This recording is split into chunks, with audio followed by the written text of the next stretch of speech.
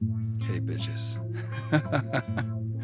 Okay, here's another episode of Day to Day Columbus. I put all these episodes in different playlists, so for those of you that don't know, I'm gonna skim through the description of Columbus making his way to the American islands until they started to settle. Sometimes I may allude to more recent histories, but that's just for fun, motherfuckers. That's right. You gotta reference to something. Yesterday's history or in her story. Bitches. Don't get me going. Either the cerebral cortex is on overdrive or it's a major motherfucking malfunction here. Burning up, smoke coming out your ears. What the fuck is he saying? Does he even know? Wait a second, who am I? Where am I going with this? Who are you? I don't care. Truck you, mother. Oh yeah, I remember now. Mainstream media paints Columbus in one negative picture usually, and that's across the board. Nobody has the brains to do any fucking research. I get all my facts from CNN and they are completely true because CNN said so. Even the lies. Bitches. Not even. All them bitches are bought and sold, therefore, so is the information you get. Bought and sold, motherfuckers. So. Alright, I'm gathering old documents and writings and memoirs to tell the day-by-day history of Columbus and other Europeans coming to the Americas to give a more thorough picture to the people that are skeptical and get this kind of fucking weird cartoon fucking weird shit that they paint in your fucking head. You don't want me to elaborate on the pain you will have to endure in hearing these elaborations. I don't mean to come across to having a sharp elbow, but one man's garbage is another man's treasure. And your facts are garbage, motherfucker.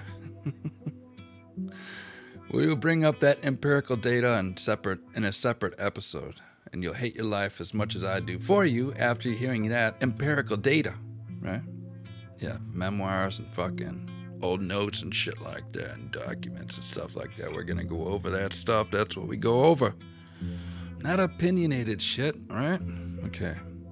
So don't subscribe to this unless you like the pain. Don't thumbs up, so get lost. Go now, motherfucker. Listen to me. I'm controlling your perception now. Try to look away. You can't. Go away, motherfucker. You won't. Or will you? It's time to step outside your comfort zone. Are you ready?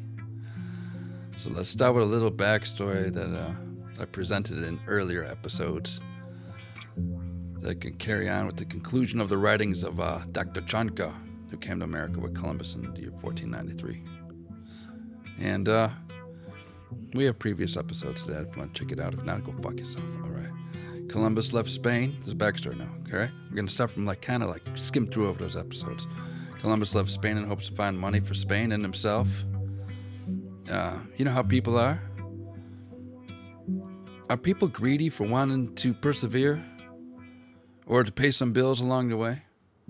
Spain just finished fighting off the Muslims from Spain so they can use the money from if Columbus had discovered anything. But Islam was invading lots of parts of the world at the time, Europe and Africa and Asia, and they were just busting shit out, and the Christians started the Crusades to fight them back and went back to land. Some of the Crusades fucked up other Christians too. They're like, man, I thought you were my friend. He's like, yeah, sometimes. I guess it depends on how you define friend. Yeah, but anyways, Islamic armies were coming into Europe and Asia and all these places, and Christians were trying to fight them back and fight each other too, and everybody's fighting each other as well. Muslims are fighting each other, and Christians, yeah. And so there's other episodes I have later that I made that if you want to refer to those specific times, and there's those episodes, or you can subscribe for later insights, right? So anyways, yeah, Columbus wanted to ally with the Great Khan. He's just like, is he alive or dead? I don't know. Go check it out. Did you check Google? No, Google doesn't work yet, motherfucker. So I guess we're going to go check it out. Drive across the ocean and find him. Yeah, so he wanted to find the Great Khan, the Mongolians, those crazy motherfuckers, to defeat the Muslims who conquered Jerusalem at the time and went back to Holy Land. Columbus was born at the time that the Muslim Ottomans defeated Constantinople, making Istanbul and Turkey a more Muslim country in modern times. Thanks, Mehmed. Thanks for nothing, motherfucker. Wasn't he referred to as Mehmed the Conqueror? But since he is Muslim, modern Western civilization doesn't protest much of his conquering lands, right? And guess why? Because they tainted the Western waters with self-hate. Yeah. Keep drinking it, bitches. So anyways, seeing the profit that they gained from the Europeans founding of the Canary Islands, they wanted to find more similar lands if they could to get wealth, slaves, soldiers, and spread Christianity, so on and so forth. Maybe some more food, some gold, whatever. The Guanche weren't enough for them, and they're like, find some more. Go find us some more people. Oh yeah, and the Mongolians too. Yeah. But damn, did those Mongolians have some fucking terrifying soldiers? They fucked some shit up. I got some episodes on that. Man, they were some brutal motherfuckers. I mean, all of them were, right? Every sect of people had some crazy bastards, right? There were peaceful killers, peaceful protests, right? The crazy thing is like, people have guns, rockets, and bombs now to fight wars, but back then they were using swords and knives a lot. Just imagine how it would be to, how different it would be to cut someone up rather than pulling a trigger or pushing a button. Those people were fucking brutal. They would chop off heads and like stick them on stakes. Craziness. But anyways, Columbus ended up in the American islands rather than Asia, because Columbus relied on a map from a man named Toscanelli. We talked about it in a previous episode. Check it out if you want to, bitches. Who created a map in the year 1474 in which Asia was a lot closer to Europe in the map. So that's why Columbus thought he was in Japan rather than America. You could blame Toscanelli for that. You bitch! See what you did to me? Your GPS brought me to the wrong continent, motherfucker. Now people post stupid videos focused specifically on who touched go first on the American continent. Bitches. Columbus didn't really discover America. Did you know about the Vikings or the Chinese? So stop blaming Christopher Columbus for everything. You gotta start blaming the Chinese or the Vikings. Blame them for this motherfucking shit going on. That's right, they missed that point. Motherfuckers. Yeah, Columbus didn't discover America. We could take down statues and stop blaming Columbus for everything that happened. We could start blaming the Chinese and the fucking Vikings. Let's do it. Oh, they missed that point. Fucking confusing, stupid, bitch-ass motherfuckers. Yeah, so... Anyways, back on the American islands, Columbus traded and became friends with the natives on the island on his first trip. Some of them, some not. It wasn't until his way back to Europe when they got in that first battle, which I have an episode on. Those Indians were the Caribs. That episode can still be found in a playlist on this channel if you want to check it out. You might be scared, bitches. You might be scared. Unless you're wearing a cape of hope or you have a death wish, you can avoid this channel and skip out now. Here's your big chance to dumb down and thumbs down on this channel and make like a leaf and tree. The spread of this factual information can only be stopped by you. Be an informational terrorist that you are and do your thing. It seems like the only thing you're good at, bitch. Anyways, you assmoles. When Columbus came back to Europe, he was celebrated. And I know you hate that, but I got an episode on that. You can check it out, the writings. You can look it up, all that kind of stuff. You can just check it out if you want to. Not everyone likes you either, bitch. Not everybody's your friend. But this dude was well received, but not by some. So keep on frowning, smiling, however you want to look at it. But when Columbus came back to America with his people, the friendly response from the Taino was absent. We talked about it in the last episode. If you want to check it out. And that friendly, warm welcome and people gathering around, touching him and trying to talk to him that he had during his first trip wasn't there in the second trip. I guess people change their mind, things happen. The algorithm of events can stack up some complicating outcomes, and we know that. Look at your face, bitch. Better yet, look at mine. But, yeah. So these are the things that happen. You know, I'm being concise here. You can speak succinctly. Columbus went inland to see the native town burn down, like he had been talking about with the people that were on a ship previous to him stepping foot on land. On the second trip, end of 1493, early 1494.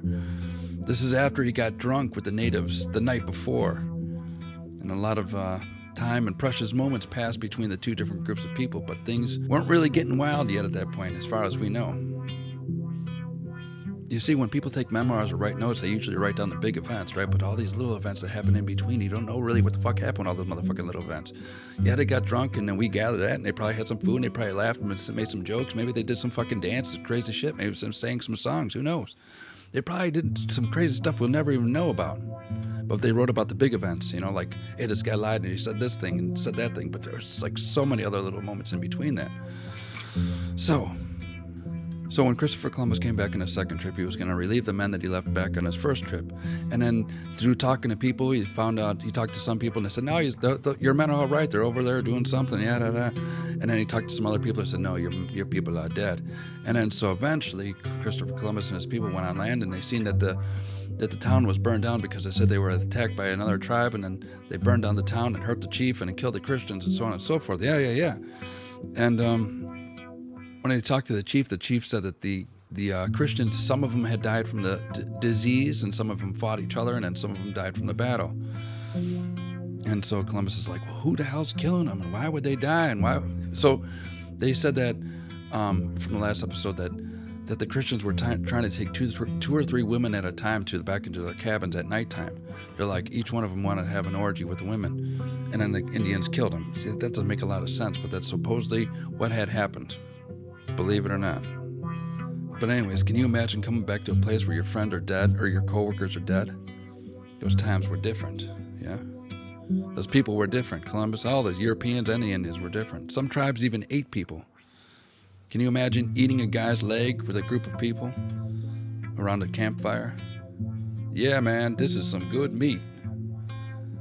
I was just hanging out with this dude last week when we were out fishing, and then later at night we went out looking for some women to mess with. Now he's dead and we're eating him. Pretty good meat. Can you pass the red pepper, please? Yeah. Hey, you gonna eat that finger? So anyways, from the last episode, remember that Columbus came with the surgeon to the chief, and then the chief had a bandage around his leg, and they took the bandage off and said that he wasn't wounded. He's like, well, they threw a rock at my leg. And they're like, why do you got a fucking bandage on your leg? And he talked a different language. They couldn't understand it. They're like, well, fuck it. They're like, dude, things are really weird. Why did the dude have a bandage on? I was like, I don't know, man. And why are people dead in the grass? I don't know. Some strange shit's going on here. So Columbus, then after that, took the chief to his ship and then had dinner with him and probably some drinks, got drunk and had some fun, right? And they were hanging out, and the chief's like, Columbus asked the chief, it's like, hey, man, could I build some houses in your village? He's like, no, dude, it's swampy. You're probably going to get sick. You might as well move on. And he's Columbus like, okay, cool, I understand. And then he moved on, right? But at the time, Columbus had two of the 7 natives that he took to Europe, in which 5 of them had died on the way back, and those other 2 almost had died. It was written about. It wasn't very specific of how they died, but it said that 2 of them almost died. I don't know if it was from sickness or from fights, who knows? But the 2 who were left were translators for the chief and Columbus when he had dinner with them on the boat, on the ship, on the last episode. Oh, also he had about 10 women on board, and most from the island of Boriquin, which is now called Puerto Rico, that he said he rescued these women from the Carib Indians. If you see through the last episodes, he would gather these women, and some of the women were Carib women as well, and a man named Cuneo asked Columbus if he could take one of the enemy Carib women to his cabin to have his way with her, and then he forced himself on her. And there's details on that in another playlist or another episode. Check it out if you want, or you could hide from it. So a lot of these writings are coming from Dr. Chanka, as I had mentioned before in the last couple episodes, because Christopher Columbus was sick from like December to like March for like 3 or 4 months. A lot of these people were getting sick. So anyways, we were relying most of the stuff on Chanka at the time. Those writings.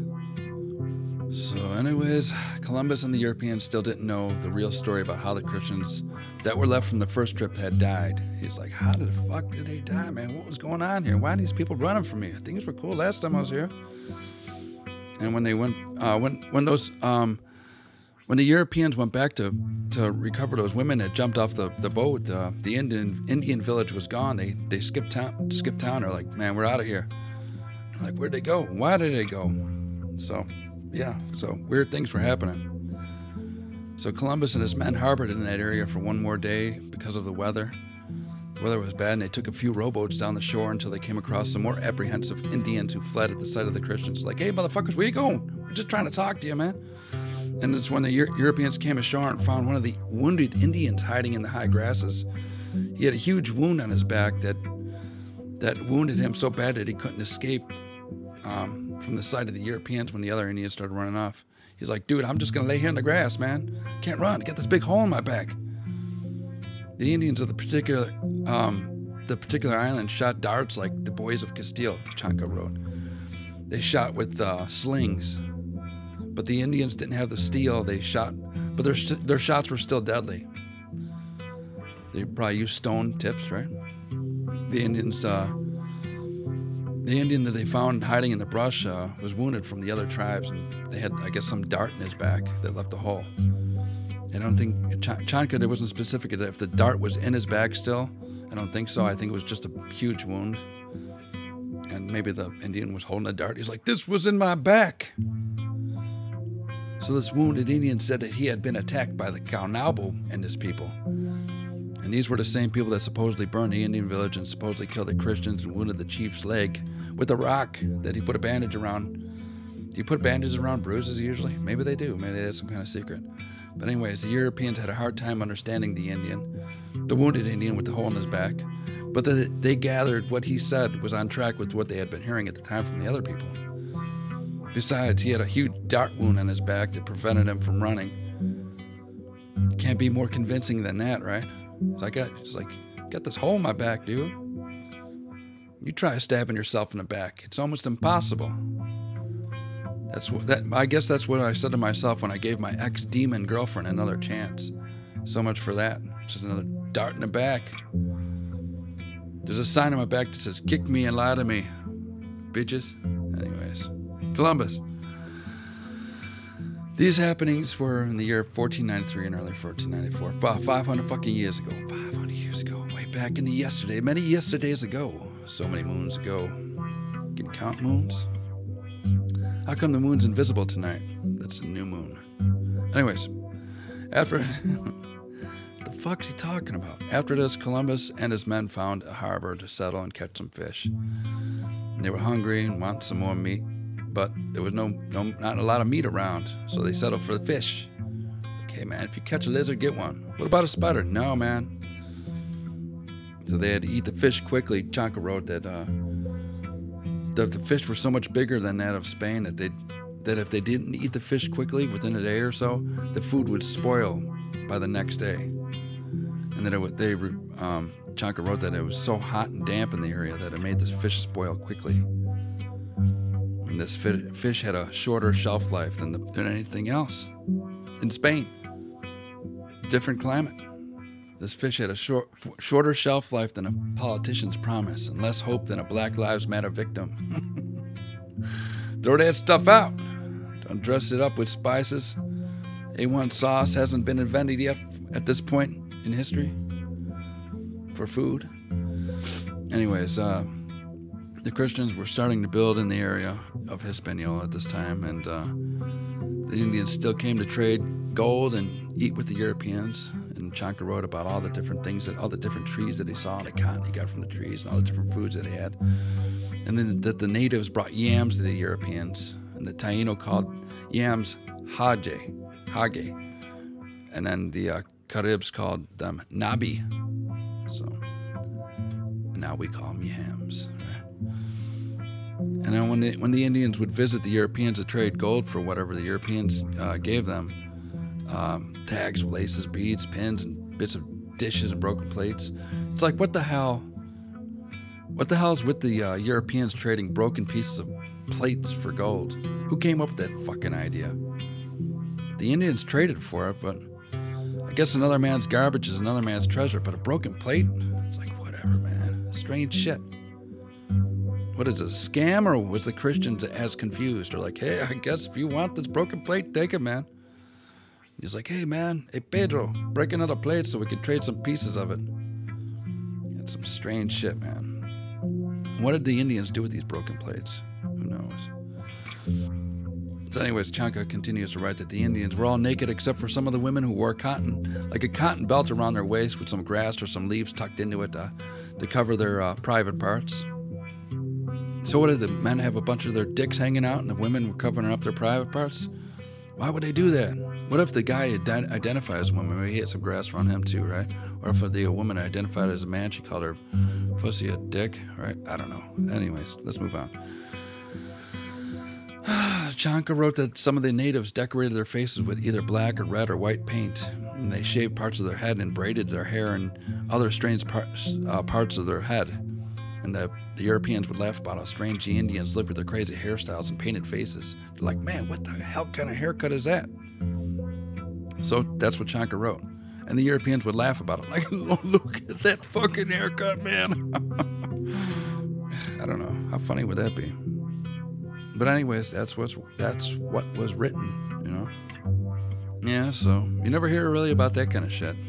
You heard about the Indians getting sick, but Chanka did write about, at this point, where they were going to settle in Hispaniola over there, like a third of the Europeans got sick. Like a whole bunch of them started getting sick, and Dr. Chanka believed that because of such a terrible long ride from Europe to the American islands and the change of climate, it might have made all the Europeans fall sick within the first 5 or 6 days of reaching the islands. They're like, man, everybody's getting fucking sick. And Columbus is like, man, I was going to send them out for gold, but let's wait on that until some guys get better. But since many of the Europeans were getting sick and Columbus was going to postpone this search, eventually he resolved to send one captain to Cibao and then to and another one to where another place was Niti, where the Guanabo guy was at, who killed the Europeans. Columbus is like, you know what? I'm going to send 2 guys, one ship going that way, one ship going that way. You guys go find some gold. And one of the captains found a lot of gold. Well, both of them did. And found more than 50 streams and rivers that had gold on it. And even on the dry land, they found a bunch of gold. They're like, man, we hit fucking jackpot. We found some gold over here, man. Some women, some nice food, and everything's cool, man. It's like, hell yeah, guys. But even with these Christians being sick at the time on the islands, in the American islands, they were still hanging out with the natives, eating with them, getting drunk with them, and trading with them, and whatever else, right? And Chanka said that the Indians seemed so well disposed that they could be converted to Christianity very easily. He said that the Indians imitated everything that the Christians did. That if they had an interpreter, they could teach them Christianity. And he said that the Indians imitated the Christians at kneeling at the altar and making the sign of the cross on their bodies. The Indians probably didn't know what the fuck they were doing, but why would they imitate them, kneeling down and making the sign of the cross, right? Why would they do that? But I mean, maybe they thought that they had an extra god. They're like, we got a bunch of gods here, and we could accept yours too. Just add it to the pile. But Chanka said that the Indians prayed to so many various different statues that they kept in their houses, you know, that she's like, well, I just guess it's just another one. No. When Chanka asked the Indians who the idols were, the Indians pointed to the sky and replied that they belonged to Ture, Turey, Ture, which Chanka believed meant the idols belonged to the sky. And Chanka once took one of the idols and was going to throw it into the fire, but the Indians panicked and stopped him, and they became very upset at the sight of a European trying to throw their idol into the fire. They're like, man, that's our god, don't kill it, don't burn it. The Indians got so upset, Chanka said, that they looked like they were about to cry. Maybe some of them started to cry at the sight of the European throwing the idols in the fire. Chanka didn't understand how important the idols were, but Chanka said that the Indians called everything Ture that the Europeans brought. And since they thought the Europeans were from the sky, they thought everything that they had was godly. Like even the broken plates, I guess. must have been like, this is godly, look at this broken plate. Or these beads, it must be from the sky. Who knows? But I mean, that's what's written here, so probably, possibly. But the, Indians had some shit too. Chanka said that they had hatchets and axes that were made of stone, that Chanka said they were so beautifully carved that it seemed impossible to do without iron. It's like, man, how did they make this thing? They were making axes and hatchets and probably knives and everything, And Chanka's like, man, these guys are good at this stuff. But anyways, Columbus and his men were sick. Columbus was sick and didn't document much of this. And from December 11th to March 12th, so his son wrote in the year 1494, and that's why we rely on the writings of this Dr. Chanka, Dr. Diego Alvarez Chanka, for what happened at this time. And Dr. Chanka was known for his writings about the different foods and plants in the area. He also was credited for introducing red pepper and allspice to food in Spain. And in his writings, he mentioned how the Indians put crushed red pepper on a lot of different foods that they ate, like fish and birds, and that they sometimes caught. He says, but in his writings, he's like sometimes they would catch some birds and some fish. So maybe they ate other things. Like he does mention that the Indians would eat spiders, worms, snakes, and lizards, but only mentioned putting red pepper on the birds and fish. So he said that the Indians had some sort of cinnamon. Maybe that was possibly the allspice. And he loved some of the food that the Indians had, but was grossed out by the other things that they ate. And he called the Taino. He said that they were so beastly. They're just eating worms off the ground and spiders. But, it's just like, yeah, so. But anyways, this episode is a conclusion to the writings of Chanka's description of events with Columbus and the perspective of the native people in the landscape of the American islands back in 1493 into 1494. So anyway, stay tuned for the next episode. This episode's getting way too long, man. We got to get out of here. Anyways, subscribe and thumbs up on this channel. If you don't like it, you can send it to your enemies. Adios.